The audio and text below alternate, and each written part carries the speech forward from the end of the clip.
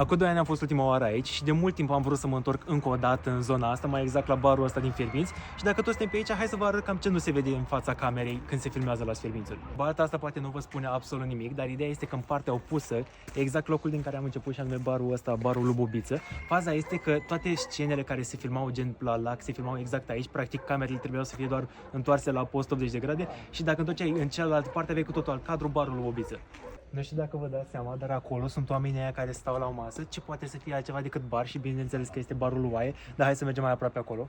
Faza e că barul ăsta fizic se află la o stradă lângă, adică practic în spatele barului este barul lui Bobiță, doar că acum nu pot să vă arăt mare lucru neapărat, ca idei toate barurile astea sunt funcționale, chiar poți să mergi aici să-ți cumperi chestii, ba chiar am făcut un vlog cu Emila cu ceva timp, vă las link pe aici pe undeva, în care am fost și am mâncat mici pentru că da, la barul lui Bobiță poți să mergi să mănânci mici, în care am fost și am intrat în mai multe locuri și am făcut exact toate chestiile pe care le-au făcut și personajele din serial, așa că îți las un link ca să vezi mai multe. Deci aici, ca idee, era casa lui Celentano și ne-a povestit domnul care este în spatele nostru că teoretic chiar exista un Celentano, adică personajul nu este inventat sau ficțiune, este pe bune preluat din statul ăsta. Foarte mișto, mai merge să vedem ce se mai întâmplă.